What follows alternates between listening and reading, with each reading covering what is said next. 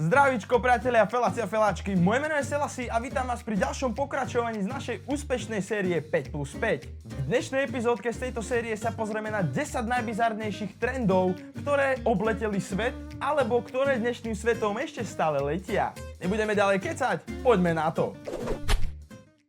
Hitler ovládol Thajsko, ale nie tak, ako si myslíte. V skorých začiatkoch tohto roku sa začal Hitler objavovať na tričkách, mikinách, trenkách, slipkoch thajských obchodíkov. Áno, presne tak, milí Thajci z Bangkoku si asi neuvedomujú, čo pán Hitler v minulosti urobil. Deutschland ist nun erwacht. Die Macht haben wir nun in Deutschland gewonnen. A začali jeho podobizeň zosmiešňovať. Začali Hitlerovú tvár dávať na milé pandičky, takisto začali dávať Hitlerovú tvár aj na milé podobizne Teletubbies. No aby toho nebolo málo, tak z Ronalda McDonalda, čo je maskot fast foodovej senzácie McDonald, spravili z neho Hitlera tiež. Dojdete do Hitler McDonaldu, dostanete čerstvé a voňavé mäso, grillované na plyne.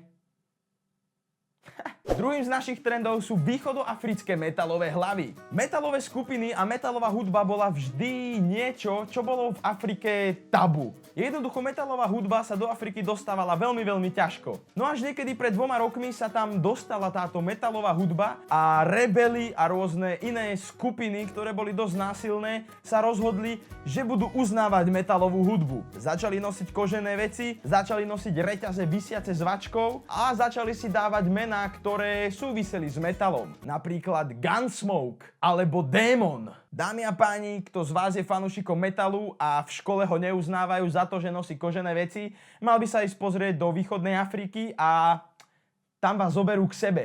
Budete jedným z nich. Tento ďalší trend je veľmi populárny aj na Slovensku, v Čechách a dajme tomu, že po celej Európe a možno aj po celom svete. Tento trend sa volá Gothic Lolitas. Ja sám som mal skúsenosti s klasickými lolitami, keďže som chodil na rôzne komik salóny a tak ďalej. Klasický trend lolit, je to strašne divné slovo, príde mi to také erotické proste, že ahoj, ja som lolita, daj mi ho tam. Gotické lolity sú iné v tom, že nosia skôr temnejšie farby. Je to proste spojenie gotik štýlu a lolita štýlu a keď to spojíte dokopy, vznikne vám gotická lolita. Je to niečo strašidelné, ale zároveň hrozne cute, takže si myslím, že je celkom fajn trend.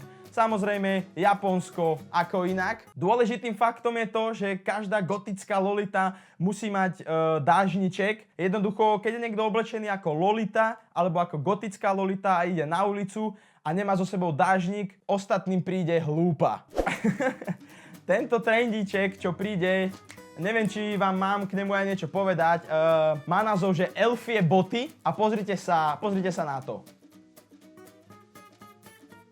Nádhera, fakt nádhera, proste Mexiko, zem tacos a zem drog a prostitúcie a všetkého zlého, čo sa dá, prišla s trendom, ktorý sa volá elfie topánky. Ako keby nestačilo, že kauboji nosia už dosť dementné topánočky, oni tomu dali taký nový šmrnc, trošku okorenili staré topánočky a vzniklo im niečo, čo vyzerá ako hojdačka. Namiesto toho, aby lovili bíkov alebo niečo, by si mohli dať kauboji súťaž, že kto sa dlhšie vydrží hojdať na svojich topánkach.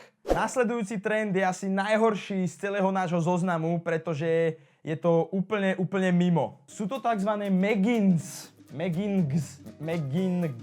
Jednoducho sú to legíny pre mužov. Tento trend sa rozšíril do celého sveta a šíri sa to rýchlejšie ako ebola. Neviem si predstaviť, či by žena radšej stretla svojho vysnívaného princa v nejakých krásnych rifliach alebo v šortkách, alebo v hnusných vesmírnych legínach, ktoré má na sebe. To už neviem. Ženy sú rôzne a väčšinou muži nevedia čítať ženskú myseľ. Mám pocit, že čím ďalej, tým viac sa dostávame k divnejším a k divnejším veciam. Náš nasledujúci trend vznikol v Holandsku a sú to tzv. Očné doplnky alebo očná bižutéria. Neviem prečo, ale niektorí ľudia asi nemajú radi seba, alebo sa radi poškodzujú, alebo radi skúšajú nové a nové veci, ale očná bižutéria je naozaj to najdivnejšie, čo som kedy počul. Ide jednoducho o to, že vám do oka, priamo do oka, dovnútra, do bielka vsadia malé strieborné, alebo zlaté, alebo diamantové obrazce, ako napríklad srdiečko, hviezdičku a tak ďalej a tak ďalej. Možno sa týpek, ktorý vymyslel takúto vec, neskutočne prehulil v nejakom coffee shope, nahádzal do seba pár vesmírnych koláčikov, ako to oni radi nazývajú, no a zrazu bum, máme to tu, očná bižutéria, kamo, najlepší nápad na celom svete. Tetovania boli vždycky veľmi krásne, veľmi super a každý v dnešnej dobe chce dať tetovanie alebo už si tetovanie dal. Niektoré tetovania vyzerajú zle, niektoré tetovania vyzerajú ešte horšie, no najhoršie tetovanie, čo môže byť je, že si dáte vytetovať oko. Vtetuje sa vám farba do oka. Zase sa vrátim k tomu, že prečo by si niekto dával tetovať oči. Tento trend sa rozšiel do sveta z Ameriky a z Kanady, čomu sa ani nečudujem, pretože v Amerike žije kopec hlúpych ľudí a tí by si dali vytetovať všetky škály a výšky penisu na tvár a boli by s tým veľmi spokojní.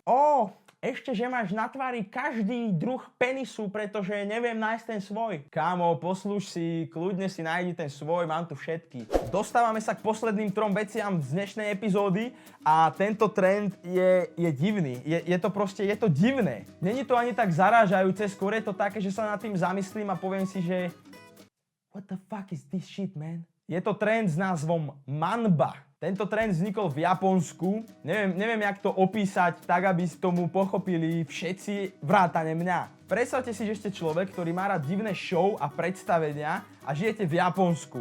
A teraz ste žena, ktorá chce zaujať toho muža. Dáte si na seba o 5 odtieňov tmavší make-up, necháte si okolo očí biele, nafarbíte si nos, vyperoxidujete si vlasy, oblečiete sa do čo najviac neonového oblečenia, aké existuje. Bang! Máte muža svojich snov. Predposledný trend má názov face skinny.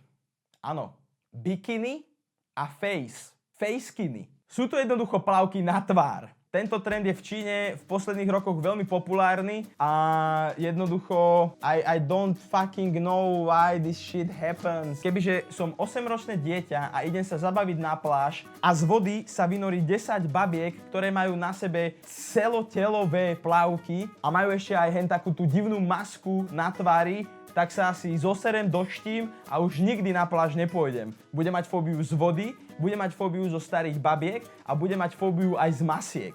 Tak, môžem ísť do vody. Našim posledným trendom není nič zvláštne, není to nič nepopulárne, určite ste o tom počuli. Je to tzv. Bagel head. Keď preložíme bagel laicky, tak je to v podstate donut, alebo taká tá šiška v strede, ako Homer Simpson veľmi rád papal tie šištičky, tak sa ľudia v Japonsku, samozrejme, že v Japonsku, kde inde by takýto trend vznikol, že si budú injekciami pichovať do čela salín, čo je niečo ako silikón, alebo proste niečo strašne divné a nechutné a vytvorí vám to takú tú šištičku na hlave. Našťastie nemáte to permanentne a zmizne vám to po pár hodinách, pretože salín, na rozdiel od silikónu, dokáže telo vstrebať. Každý vieme, že Japonsko je naozaj divný štát, divná krajina a robia sa tam naozaj divné veci. OK ľudia, a to bude na dnešné videjko z 5+5, 5+5, 10, 20, 40, všetko. Ak sa vám toto videjko páčilo, určite na ňo hoďte like. A dajte mi takisto vedieť do komentáru, ktorý z týchto trendov vás zaujal a ktorý by ste chceli vyskúšať, kebyže musíte. Majte sa krásne, lajkujte, komentujte, odoberajte, sledujte sociálne siete, ktoré sú dole v popise videa. S vami bol Selassie, usmievajte sa, big up.